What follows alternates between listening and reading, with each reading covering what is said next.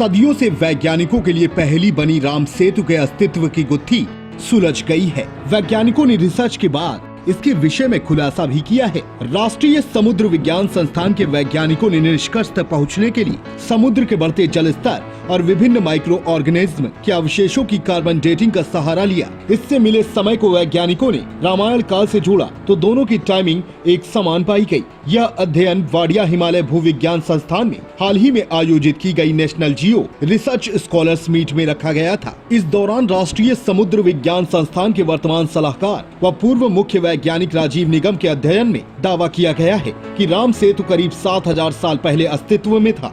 राष्ट्रीय समुद्र विज्ञान संस्थान के सलाहकार राजीव निगम के मुताबिक राम सेतु की हकीकत का पता लगाने के लिए सबसे पहले रामायण काल की अवधि जाननी जरूरी थी। इसके लिए उन्होंने शोधार्थी सरोज बाला के वाल्मीकि रामायण के आधार पर किए गए रिसर्च का सहारा लिया, जिसमें वाल्मीकि रामायण में दर्ज तारों की स्थिति का पता लगाकर प्लेनिटोरियम सॉफ्टवेयर से उस काल का समय निकाला गया। यह अवधि करीब 7000 साल पुरानी पाई गई। इसके बाद तब से अब तक समुद्र के जल स्तर में आए बदलाव की गणना की गई। पता चला कि तब से लेकर अब तक समुद्र का जल स्तर 3 मीटर बढ़ गया है और अभी राम सेतु के पत्थर पानी से इतने नीचे तक ही पाए गए हैं, यानी तब राम सेतु के पत्थर सतह पर रहे होंगे और वह पुल की शक्ल में नजर आते होंगे। बताया गया कि राम सेतु का पता चलने के बाद सेतु के पत्थरों में मौजूद सूक्ष्म जीवी फोरा मिनीफेरा, कोरल, उलाइट्स आदि के अवशेषों की कार्बन डेटिंग कराई गई। इनकी अवधि भी 7000 साल पुरानी पाए जाने के बाद यह साफ हो गया कि वाल्मीकि रामायण में दर्ज काल और राम सेतु के पत्थर एक ही अवधि को दर्शाते हैं।